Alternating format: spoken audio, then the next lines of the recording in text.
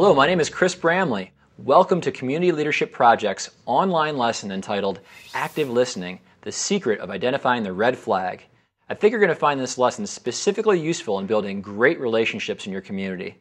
This segment also focuses on the ability to think on your feet, especially when you're under fire in a public meeting. So what exactly are we going to talk about today, and how can it benefit you in your role as an elected official? If you've ever served at a town or city meeting, you know that one of the most essential skills that you can have is the ability to think on your feet. Whether you're taking questions from the public or presented with new information at the very last minute, thinking on your feet is a skill that you really want to get under your belt so it becomes almost second nature. This week's lesson will give you a proven method for thinking on your feet, never being caught off guard, and providing the best possible response to the public, regardless of how heated any situation gets. This technique is called identifying the red flag, and it's an active listening strategy. This technique will really open your mind and lay the foundation for the best possible interactive experience between you and the public. In this segment, I want to talk to you about something that people neglect in most interactions: active listening. If you truly listen to somebody, I mean really block out all the clutter in your mind and listen to them, this is going to have a profound impact on how they perceive you. In fact, studies have shown that the most persuasive and interesting people are those that are the best listeners. Okay, so let me tell you how identifying the red flag actually works. You know how when you're having a discussion with somebody in a public meeting, and no matter how many ways you try to explain something, they're just not hearing your point? So no matter how many ways you try to phrase something, they just can't understand what you're really talking about? Well, the main reason for this misunderstanding is not that they're not listening, it's that you're not able to identify and acknowledge their red flag or underlying intention behind the conversation.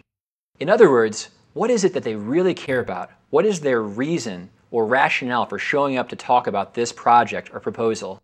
If you were able to pinpoint their underlying intention and repeat it back to them, I think you'd find the whole dynamic of the conversation would change. All right, here's the catch. Most red flags are actually hidden. That's right. People rarely come out and mention the real reason why they care so much for a given project or idea. They might talk over and over again about the cost of a project or how long something will take or the health risk to the community, but it's up to you to figure out why they care so much about this particular issue. Okay, here's where it gets good. Once you think you've identified a person's underlying intention, you need to repeat it back to them somewhere in your response. Almost every time you identify a person's red flag and repeat it back to them, they'll nod their head. This is not a joke. They'll literally nod their head as if acknowledging that they've been heard. So the next time you're on the receiving end of a tough question, I want you to actively listen to the questioner's words, pause, and try to identify their red flag. Really try to dig in and figure out what their underlying, below-the-surface motivations are. And when you respond to them, make sure to speak in terms of their underlying motivations. If you don't see their head nod, then you're probably not getting it right, so keep trying. It's absolutely key that you see their head nod so you can really try to break down some of these defensive walls that exist in some of these public meetings. Once you see a person's head nod for the first time, you're going to have a real aha moment. You're going to see what a powerful impact this listening technique can have on any discussion. Again, the main goal is to pick up on the intention behind the words.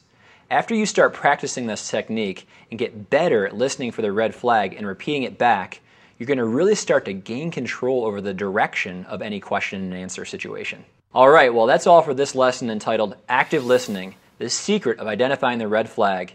I think you'll find this technique incredibly useful, so I encourage you to implement it at your very next meeting. If you have any questions or comments, feel free to leave them in the comment box after this video. Again, thanks for watching, and we'll talk with you soon.